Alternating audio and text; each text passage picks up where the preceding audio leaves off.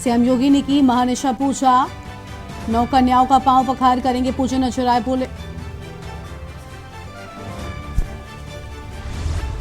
राय बोले आजम परिवार को प्रताड़ित कर रही भाजपा सरकार, कांग्रेस पार्टी पूरी तरह से सपा नेता के साथ खड़ी, दोनों पार्टियों के नेतृत्व के तेवर नरम।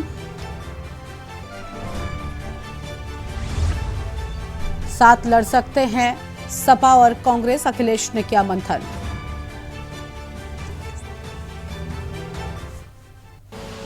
आप देख रहे हैं के न्यूज, खबरों का सारथी। नमस्कार, आप देख रहे हैं के न्यूज इंडिया। मैं हूं आपके साथ गरिमा वाजपेयी। लाइव न्यूज की शुरुआत करेंगे आम खबरों के साथ में। बलौदाबाजार से खबर है, जहां पर आबकारी विभाग ने कच्ची शराब बरामद कर दी है और कच्ची शराब की बरामदगी हुई है। 410 लीटर हाथ भट्टी निर्मित शराब जब्त की गई है और 5000 किलोग्राम महुआ लहन भी बरामद किया गया है। कसडोल विकासखंड के ग्राम घटमंडवा में बरामदगी हुई है। फिलहाल ये बड़ी जानकारी आपको हम बता रहे हैं। इस वक्त की आम खबर आपको हम बता दें, जहां पर बरामदगी की बात सामने आई है।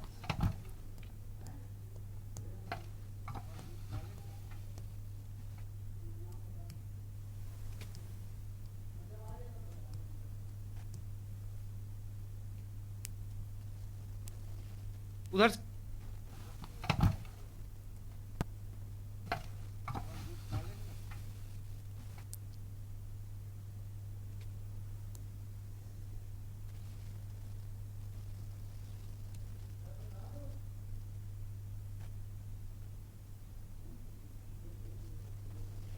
उधर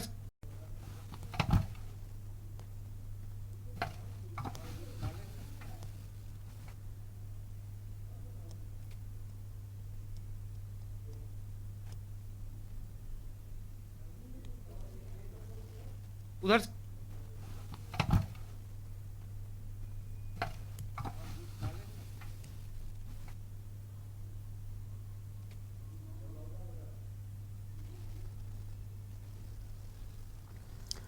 तो 410 लीटर हाथ भट्टी निर्मित शराब जब्त की गई है। फिलहाल ये बड़ी जानकारी आपको हम बता रहे हैं और 5000 किलोग्राम महुआ लहन भी बरामद किए जाने की बात सामने आई है। आगे बढ़ेंगे खबरों की ओर। बलौदाबाजार से अगली खबर आपको हम बता दें, जहां पर खेलते खेलते डबरी में डूबे भाई बहन की मौत हो गई है। जिले के पलारी थाना अंतर्गत ग्राम गिर्रा की यह घटना है। दोनों भाई बहन थे, मुमेरे फुफेरे भाई बहन। केशव 6 साल तो वहीं मृतक गीता की उम्र 5 साल बताई जाती है और दोनों रिश्ते में भाई बहन थे, एक ही परिवार के बच्चे थे। केशव 6 साल का था तो वहीं मृतक गीता की उम्र महज 5 साल थी। और यह अहम जानकारी आपको हम बता दें, जहां पर बलौदाबाजार से खबर है। तो बलौदाबाजार से बड़ी जानकारी, जिले के पलारी थाना अंतर्गत ग्राम गिर्रा की ये पूरी घटना बताई जाती है।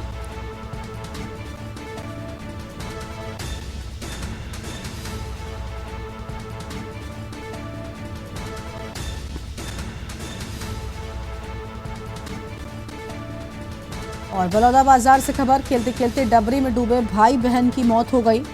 तो खेलते खेलते डबरी में डूबे भाई बहन की मौत हुई है। परिजनों का रो रो कर बुरा हाल है। फिलहाल ये आम खबर आपको हम बता रहे हैं, जहां पर केशव 6 साल तो वहीं मृतका गीता की उम्र 5 साल।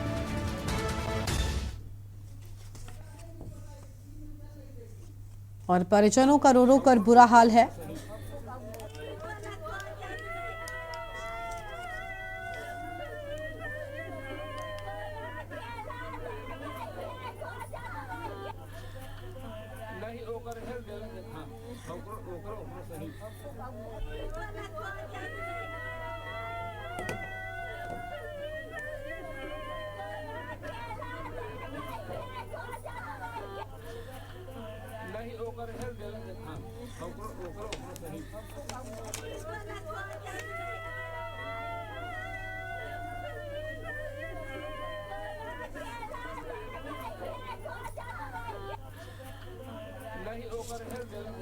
तो यह हम जानकारी आपको हम बता रहे हैं, जहां पर 2 बच्चों की जान चली गई। खेलते खेलते ये बच्चे डबरी में जा गिरे थे।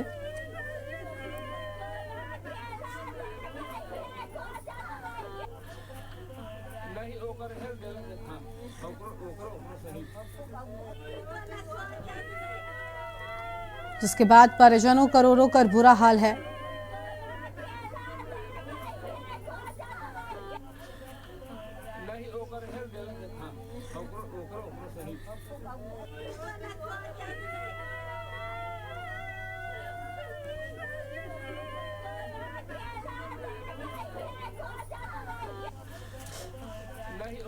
और ये आम खबर आपको हम बता दें,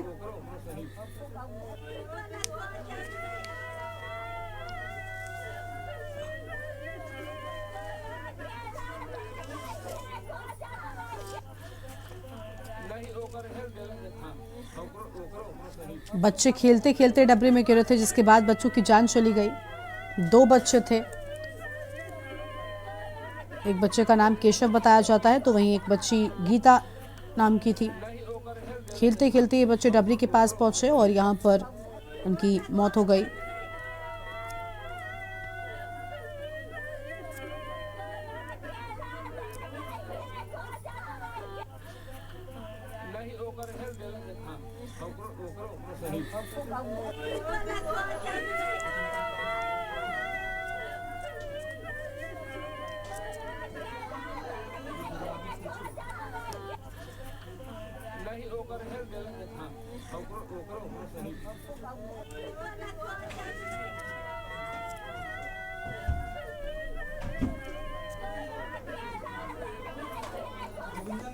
और इसी खबर पर हमारे साथ हमारे संवाददाता आशीष शुक्ला जुड़ चुके हैं। आशीष, 2 मासूम बच्चों की जान गई है। खेलते खेलते बच्चे डबरी के पास पहुंच गए थे। क्या कुछ है पूरा मामला?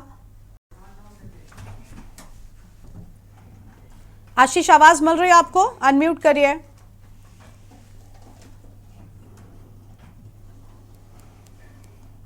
आशीष, आवाज सुन पा रहे हैं आप हमारी?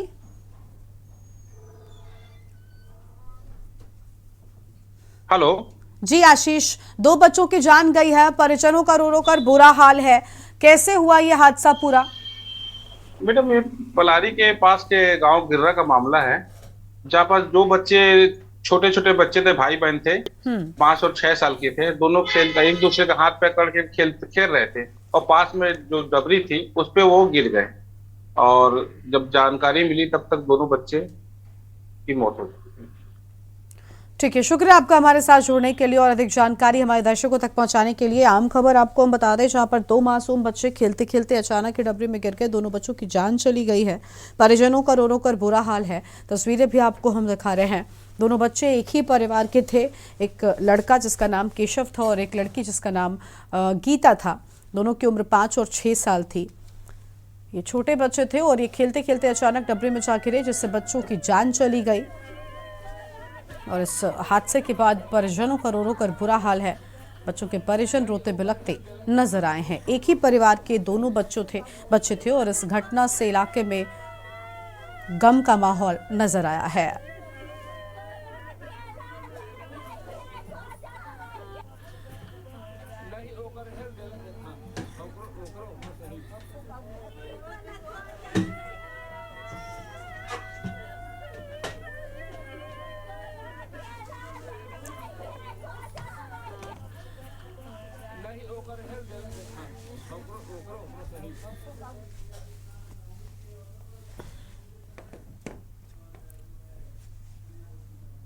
भट्टी निर्मित शराब जब्त की गई है। 5000 किलोग्राम महुआ लहन भी बरामद किया गया है। कसडोल विकासखंड के ग्राम गटमंडवा में बरामदगी हुई है।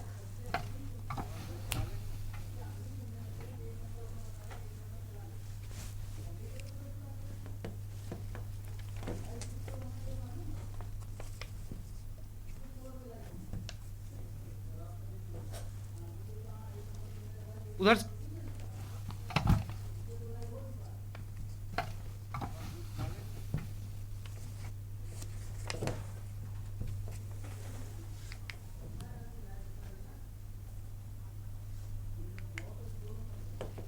उधर से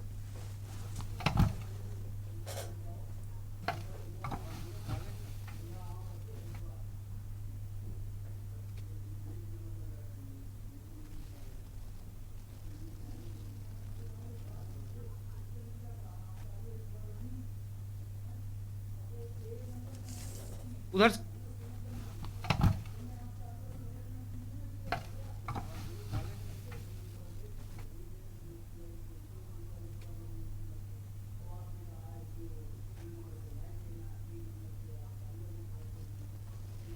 उधर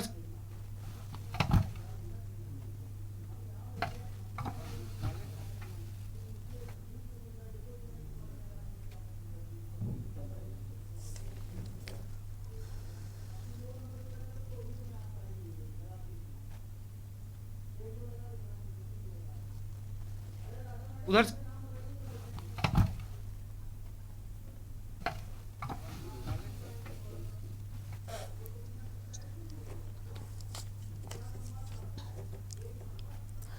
आशीष शुक्ला हमारे साथ में जुड़ चुके हैं। आशीष, यहाँ पर हाथ से निर्मित शराब बरामद हुई है, पूरी जानकारी क्या है? बड़ा जखीरा बरामद होने की बात सामने आई है। में भी एक्चुअली दो जगह का मामला है, जहां घटमरवा में 35 केजी महुआ, 3500 किलो महुआ और 270 लीटर कच्ची महुआ शराब, और साथ ही साथ ग्राम भैंसा मुंडा में 1500 केजी महुआ और 140 लीटर कच्ची महुआ शराब, दोनों जगह आबकारी विभाग द्वारा कार्रवाई की गई। परंतु इसमें यह देखने को मिला कि जो आरोपी थे, आरोपी फरार हो गए, आरोपी अज्ञात।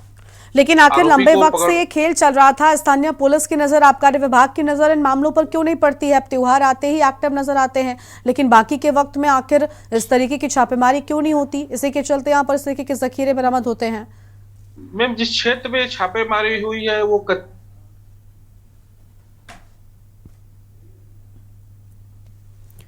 ठीक है, आपकी आवाज नहीं आ रही आशीष। के बराबर की जाती है। ठीक है, बहुत शुक्रिया आपका हमारे साथ जुड़ने के लिए। तो ये आम खबर आपको बता दें, जहां पर शराब बरामदगी की बात सामने आई है, अवैध निर्मित शराब यहां पर बरामद की गई है। ये आम जानकारी आपको हम बता रहे हैं।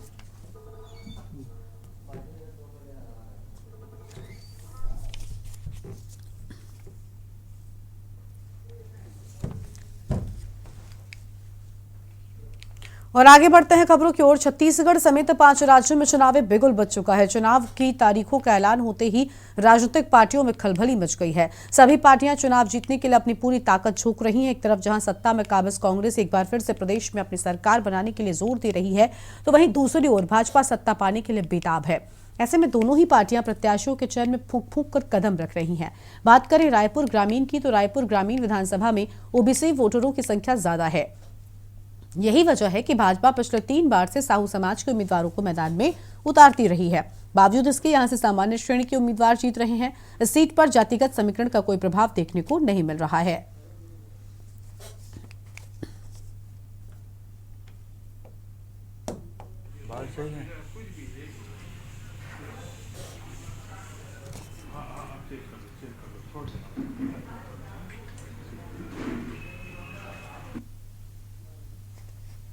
छत्तीसगढ़ में विधानसभा चुनाव का बिगुल बज चुका है। एक तरफ जहां बीजेपी ने मोतीलाल साहू को मैदान पर उतारा है, तो वहीं कांग्रेस ने पंकज शर्मा को इस बार मैदान में रखा है। अब देखना होगा जीत किसकी होगी, क्योंकि बात करें अगर ग्रामीण क्षेत्र की, तो अभी तक सत्यनारायण शर्मा लड़ते थे, पर इस बार पंकज शर्मा सामने हैं। तो वहीं दूसरी तरफ मोतीलाल साहू जी हैं। मोतीलाल साहू जी, आपने एक बार भूपेश बघेल के खिलाफ भी चुनाव लड़ चुका है, इस बार आपको ग्रामीण जवाबदारी मिली है।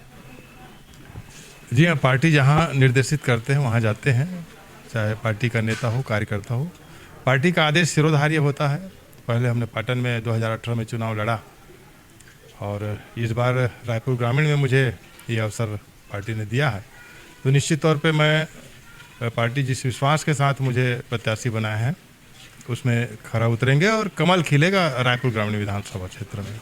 मूलभूत सुविधाओं की अगर बात की जाए, तो अभी भी पानी का जैसा जो दिक्कत है, पानी लाइट की दिक्कत अभी भी ग्रामीण क्षेत्र में बना हुआ है। तो ऐसे में किन मुद्दाओं को लेकर आपने ग्रामीण में इस बार जा रहे हैं? देखिए, मुद्दा इतने अधिक है कि पूरी जनता प्रताड़ित हो चुका है। विकास नाम का कोई चीज़ नहीं है। आज हम इतना स्मार्ट सिटी के नाम से रायपुर को बहुत सारी योजनाओं के माध्यम से आगे बढ़ने का मौका मिला, लेकिन इन्होंने अभी जैसे आपने कहा कि विद्युतीकरण का, आज के ज़माने में बड़ा आश्चर्य लगता है कि आज भी बांस के सहारे, लकड़ी के सहारे, डंडे के सहारे विद्युत लाइन गई हुई है। कई जगहों पे आपको मैं दिखा सकता हूँ रायपुर ग्रामीण विधानसभा क्षेत्र में। और ऐसा नहीं कि थोड़ी बहुत, चलो 2-4, ऐसा नहीं, ऐसे अनेकों मिलेंगे आपको। बड़ी लंबी लंबी दूरी, 1-1 किलोमीटर तक की दूरियों पे घुमावदार ऐसे करके लोग कच्चे लाइन को लेके गए हैं। ये बहुत दुर्भाग्यजनक बात है। शायद यहाँ के जो विधायक सत्यनारायण शर्मा जी रहे, उनको ये सब चीज़ें दिखाई नहीं दी। अब खैर वो तो चलाता ही नहीं था, उसका काम तो उसका सुपुत्र अभी जो हमारे सामने प्रत्याशी है पंकज शर्मा करता रहा।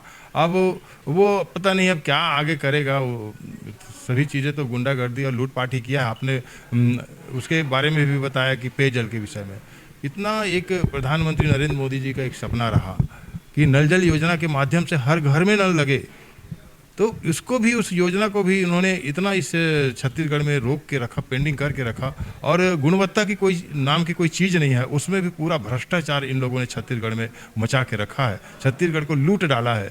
ऐसा कोई योजना नहीं है जिसको भ्रष्टाचार का भेंट नहीं चढ़ाया है। रायपुर ग्रामीण विधानसभा की विधायक और उसकी सुपुत्र की हम बात करें तो इन्होंने तो जमीन दलाली से लेकर के सारी अवैध प्लाटिंग क्षेत्र में, सारे नशे का कारोबार इस विधानसभा क्षेत्र में हो रहा है। लोग बहुत ज़्यादा त्रस्त हैं, जितने अपराधी हैं सब उनके संरक्षण में है। पूरा लूटपाट मचा के रखा है, गुंडागर्दी मचा के रखा है, कांग्रेस का हाथ अपराधियों के साथ।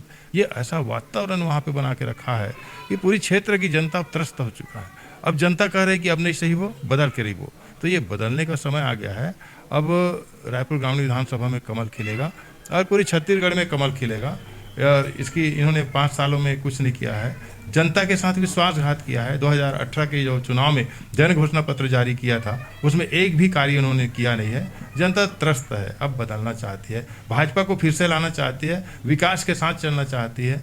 जनता जो है तो अपार जन समर्थन भारतीय जनता पार्टी को मिल रहा है और रायपुर ग्रामीण भी कमल खिलेगा।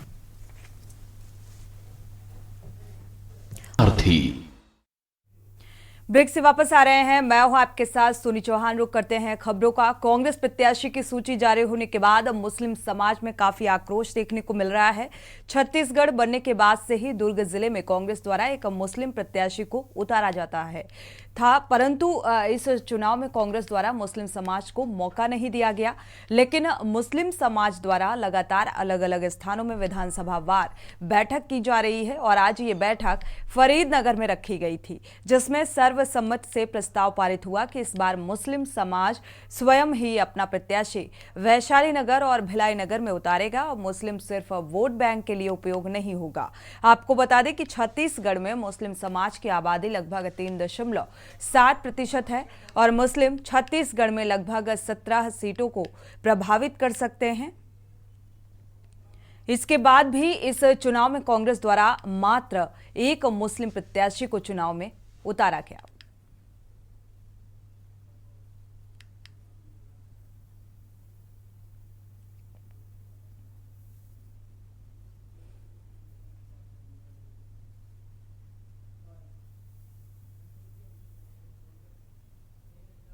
एक मुस्लिम समाज की आवश्यक बैठक मिलेगी, क्योंकि दुर्ग जिले में जब से छत्तीसगढ़ बना है तब से एक सीट, एक विधानसभा अल्पसंख्यक को दिया जाता था टिकट, लेकिन इस बार विधानसभा के लिए वैशाली नगर विधानसभा से या किसी अन्य विधानसभा से भी अल्पसंख्यक को प्रत्याशी नहीं बनाया गया, जिससे मुस्लिम समाज विरोध प्रकट कर रहा है। और एक उसी लिए आवश्यक बैठक रखा था कि विरोध के साथ साथ वो अपने एक प्रत्याशी वैशाली नगर विधानसभा में उतारना चाहता है और उसके लिए आज बैठक रखी गई, और जिसमें पूरे भिलाई और दुर्ग के लोगों ने शिरकत किया और अपना निर्णय लिया कि चुनाव लड़ाया जाएगा अपने प्रत्याशी को और विरोध प्रदर्शन स्वरूप कार्य किया जाएगा।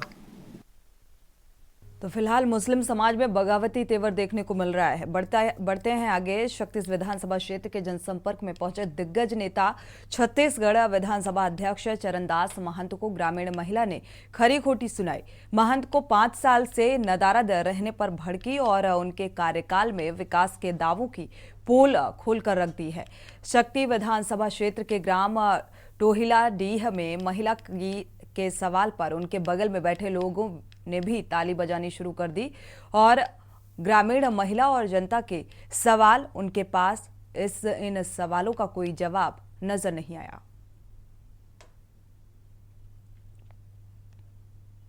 दिख रहा है पानी दिख नहीं रहा है।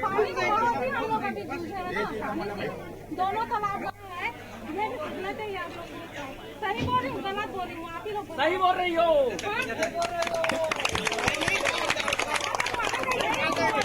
इतना दूध है पानी के लिए, लाइट के लिए, सब के लिए।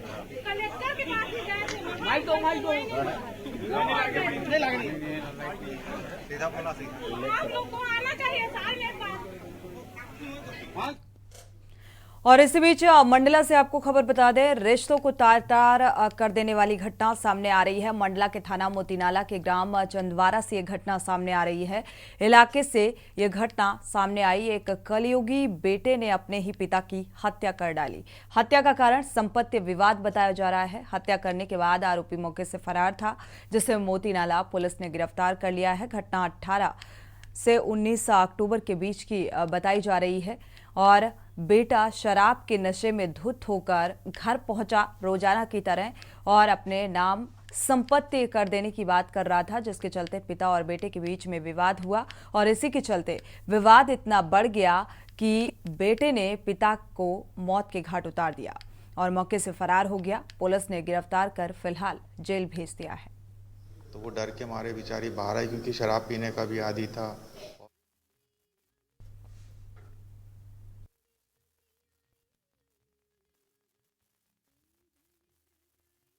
मोतीनाला थाना क्षेत्र की ये घटना है। एक पुत्र ने अपने पिता की हत्या की है।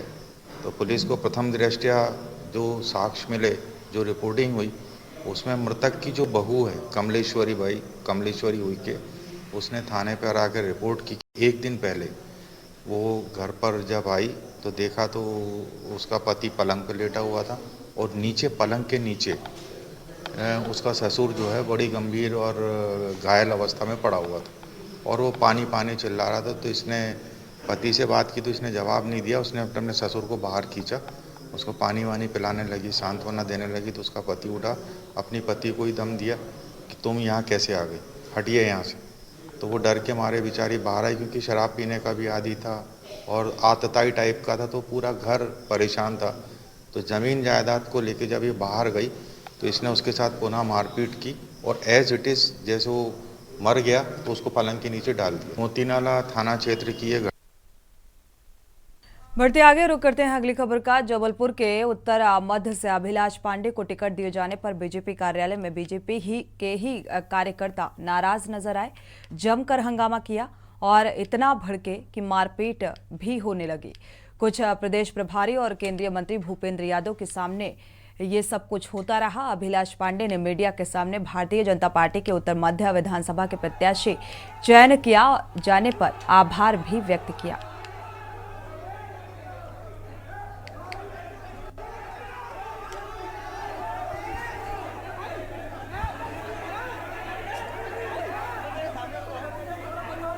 तो दावेदारी को लेकर जमकर और हम लोग संघर्ष करते थे जनता के हित में।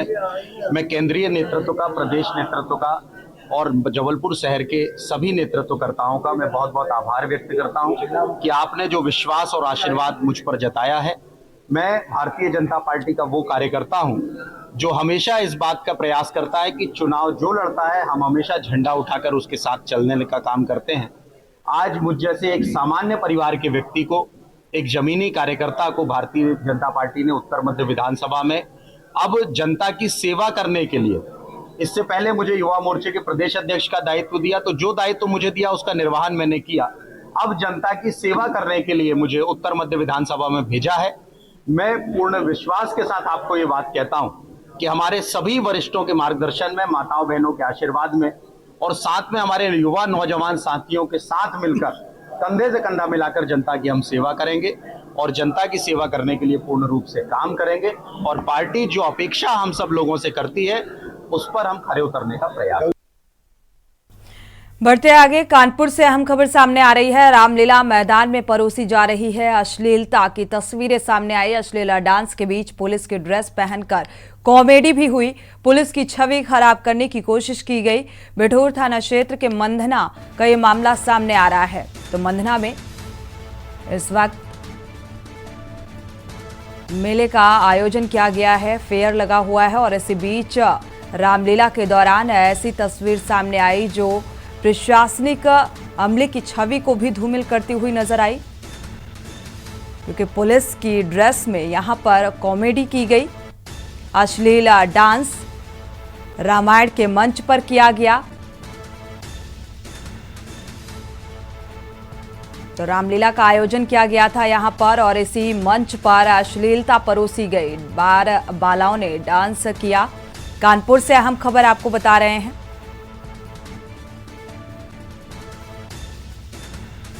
अश्लील डांस के बीच पुलिस की ड्रेस पहनकर कॉमेडी भी की गई और इससे ये मैसेज देने की कोशिश की गई कि किस तरीके से एक मजाक का पात्र है प्रशासनिक अमला।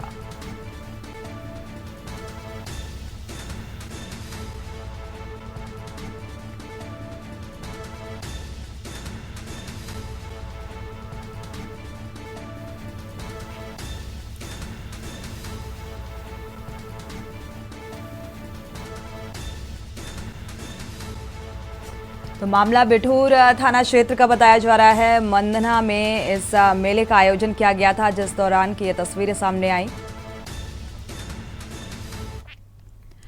बढ़ते आगे, इस बीच अहम खबर है रायबरेली से। आपको बता दें, सड़क हादसे का लाइव तस्वीर सामने आई है, लाइव फुटेज सामने आया है। बाइक सवार 2 युवकों की मौत का मामला। तेज रफ्तार का कहर देखने को मिला। बाइक सवार को टक्कर मारी कार ने।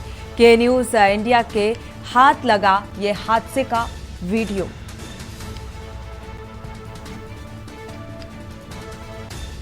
तो फिलहाल हादसे की ये तस्वीर।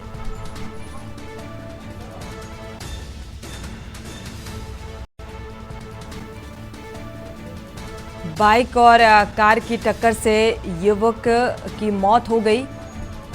तेज रफ्तार का कहर यहां पर देखने को मिला।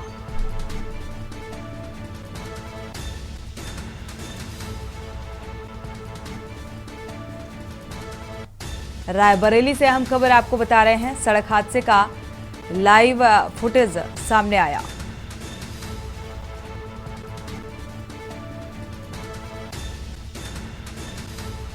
तो आप तस्वीरें देख सकते हैं, कितना दर्दनाक ये हादसा। और इस घटनाक्रम में बाइक सवार दोनों युवकों की दर्दनाक मौत हो गई। कार और बाइक की जबरदस्त टक्कर। सड़क हादसे की ये तस्वीर आप देख सकते हैं और अंदाजा लगा सकते हैं कि यह घटनाक्रम कितना विकराल रहा। तो सामने से आ रही कार में बाइक सवार और कार की जोरदार टक्कर और बाइक सवार दोनों युवकों की दर्दनाक मौत हो जाती है। तो विचलित कर देने वाली ये तस्वीर सामने आई।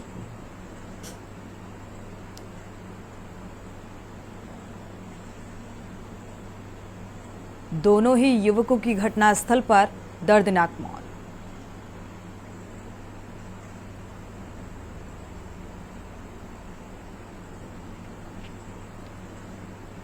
तेज रफ्तार का कहर ये देखने को मिला। बाइक के परखच्चे उड़ गए।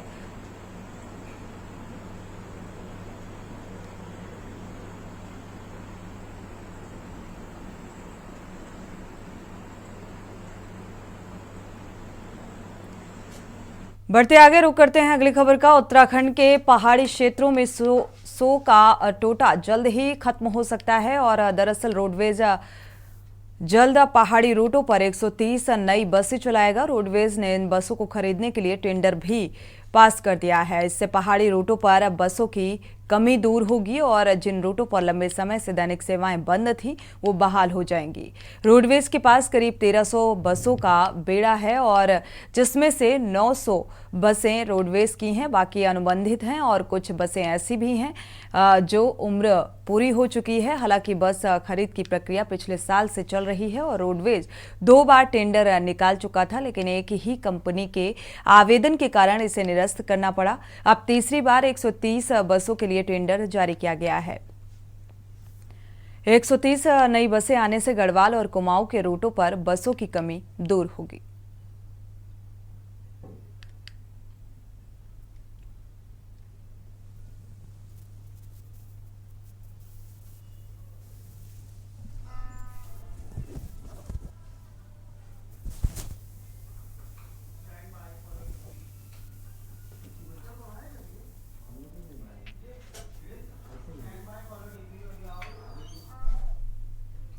रुक करते हैं अगली खबर का। 18 अक्टूबर को अंकित अग्रवाल और उसके साथी ग्राम माड़ा के सत्यपथ सतोपंथ ताल की यात्रा को निकले थे और दोस्तों द्वारा वसुधारा के आसपास अपने परिजनों से संपर्क कर सतोपंथ जाने के लिए अवगत कराया गया था। लेकिन 4 दिन व्यतीत होने के बाद जब उक्त 5 लड़कों से घर वालों का संपर्क नहीं हुआ तो दीपक राणा, जो कि देहरादून के रहने वाले बताए जा रहे हैं और उनके साथी हैं, उनके द्वारा ईमेल के माध्यम से पुलिस अधीक्षक चमोली को इस संबंध में अवगत कराया गया। पुलिस अधीक्षक चमोली द्वारा थाना बद्रीनाथ को उक्त 5 लड़कों की खोजबीन के लिए रेस्क्यू आवश्यक कार्रवाई के लिए थाना अध्यक्ष बद्रीनाथ लक्ष्मी प्रसाद विजलवाड़ को टीम गठित कर तत्काल उक्त 5 की खोजबीन शुरू कर दी गई है।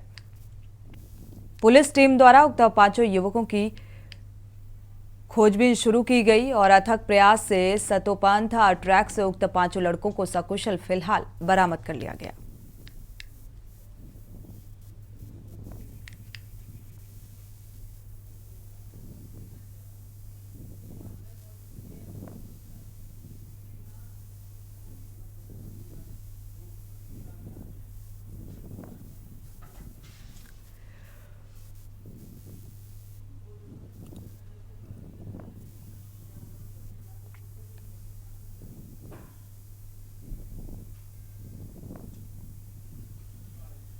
हम यहाँ से सतोपंथ के लिए निकले थे, तो वापस आते वक्त बर्फबारी और धुंध की वजह से हम रास्ता भटक चुके थे।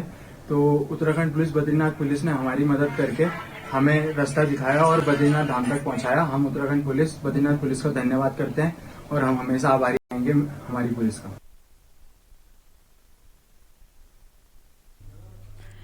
रुक करते हैं देहरादून का, जहां पर पुलिस ट्रैफिक व्यवस्था में सुधार करने के लिए ऑड और इवन नंबर की व्यवस्था लागू करने की तैयारी कर रही है। फिलहाल व्यस्ततम क्षेत्रों में वीकेंड पर इसके लिए स्थानीय लोगों से सुझाव मांगे गए हैं। एसएसपी अजय सिंह ने फेसबुक लाइव के माध्यम से आमजन से संवाद किया और कहा कि दून में वाहनों का दबाव लगातार बढ़ता जा रहा है।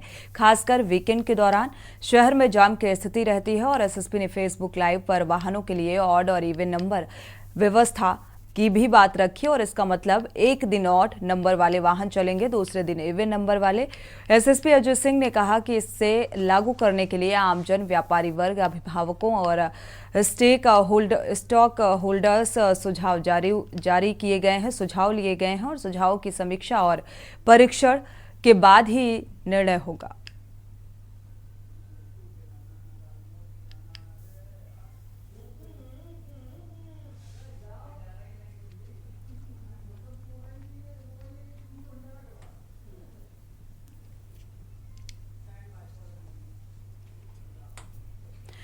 बढ़ते आगे, साइबर अपराधियों ने उत्तराखंड पुलिस का आधिकारिक फेसबुक पेज हैक कर अश्लील फोटो लगा दी है और इससे विभाग में हड़कंप है।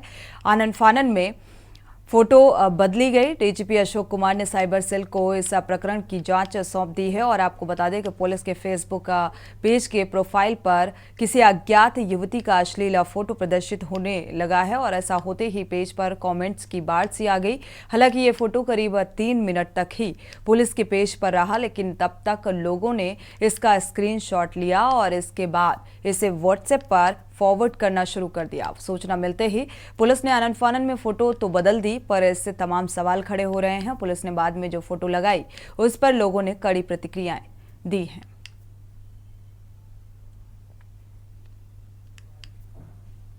देखिए, फर्रुखाबाद अभी भी कहीं किसी भी जगह से सीधे फर्रुखाबाद से अहम खबर आपको बता दें, ग्रीन फील्ड एक्सप्रेसवे को लेकर अभियान जारी किया गया है। सामाजिक संगठनों का हस्ताक्षर अभियान जारी किया गया है। फर्रुखाबाद विकास मंच अध्यक्ष ने कमान संभाली। मोहन अग्रवाल अभियान की कमान की जिम्मेदारी मोहन अग्रवाल को सौंपी गई है।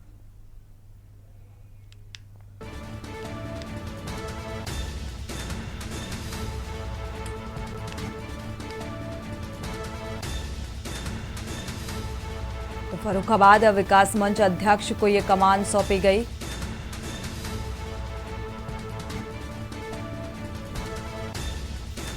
हस्ताक्षर अभियान चलाया गया। फर्रुखाबाद से अहम खबर आपको बता रहे हैं, ग्रीनफील्ड एक्सप्रेस वे को लेकर हस्ताक्षर अभियान चलाया गया। सामाजिक संगठनों का यह हस्ताक्षर अभियान, सामाजिक संगठनों ने इस हस्ताक्षर अभियान में बढ़ चढ़कर हिस्सेदारी ली।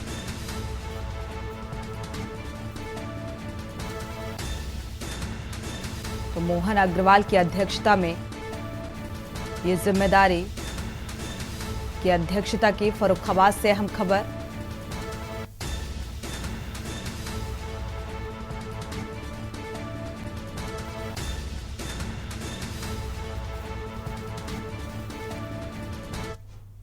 देखिए, फर्रुखाबाद अभी भी कहीं किसी भी जगह से सीधे मुख्य धारा से नहीं जुड़ पाया है।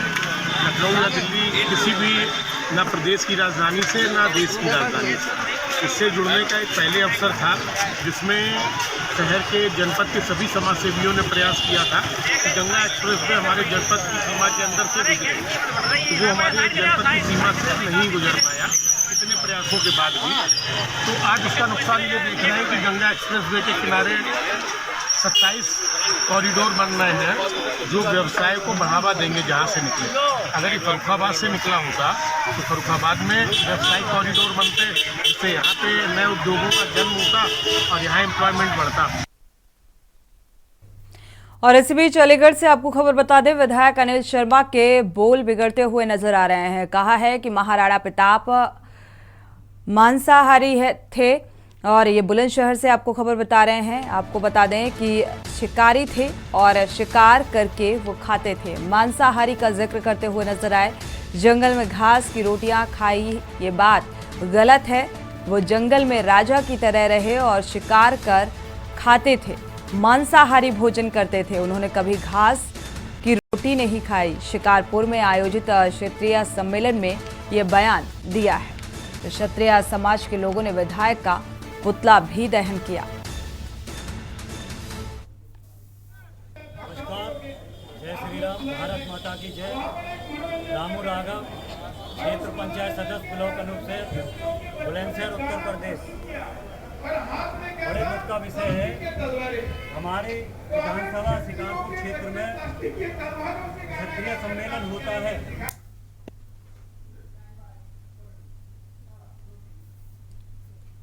इसी के